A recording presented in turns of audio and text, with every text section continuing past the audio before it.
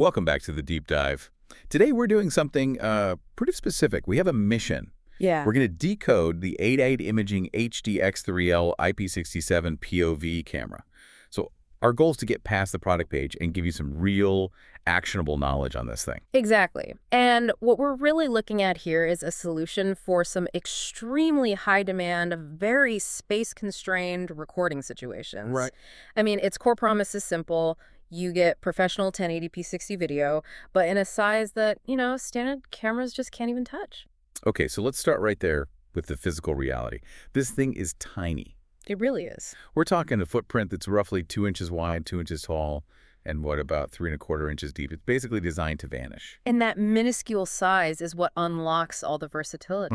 I mean, to give you a visual, you could almost fit 4 of these across the palm of your hand. Yeah. And because it's so discreet, the use cases just explode. You could see it as a perfect dash cam in a high-speed auto race or tucked away in a surgical room corner. Well, that's a good one. Not to mention just general broadcasting and surveillance where you have basically zero space to work with. Okay, so the small size is impressive, but for professional POV cameras, the big question for me is always durability. Can it actually survive in those places? Absolutely. And that's why the IP67 rating is, it's the real headline here. IP67? Yeah, that defines its operational survival.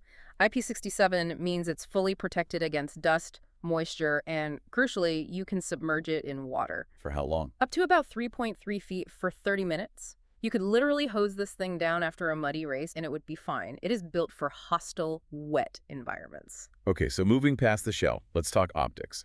It has a 3x optical zoom, going from a wide 78-degree angle down to a pretty tight 25 degrees. But for professional work, like that surgical shot you mentioned, is 3x optical zoom really powerful enough? That's a great question. And while 3x might sound a bit modest compared to a giant broadcast lens, for a POV camera this size, it's about versatility without adding bulk. The key here isn't the max zoom, it's the output. This device uses a professional 3G SDI output. And for anyone not deep into broadcast gear, why is that 3G SDI connection such a game changer over, say, a standard HDMI? Well, because it's built for integration. 3G SDI lets you run these incredibly long cables, we're talking hundreds of feet, with no signal degradation. So you can connect it straight to a production truck or a control room. Exactly. Plus, it comes with this 10-foot breakout cable. That's for power and for professional remote control using RS-485 and Visca, so you can pan, tilt, and focus this thing from a distance. That remote control capability seems like it would pair nicely with the image processing tools it has. I see it has wide dynamic range, digital image stabilization, noise reduction. All the stuff you need to clean up a shaky, unevenly lit shot. Yeah.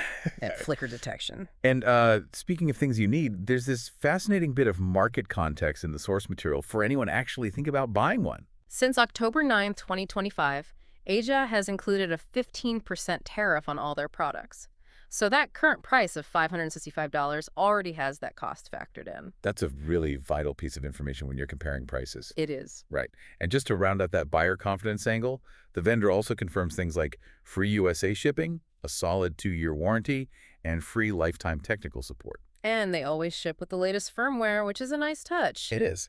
So if we connect this to the bigger picture, this camera really represents a perfect balance. Its professional broadcast features and industrial ruggedness, all miniaturized without sacrificing that key connectivity. So given that high-level digital image stabilization and that IP67 rating we talked about, we want to leave you with this thought to mull over. What specialized high G-force or extreme environmental use, something beyond auto racing or marine use, would be the absolute best fit for this camera's unique features? Something to think about until our next deep dive.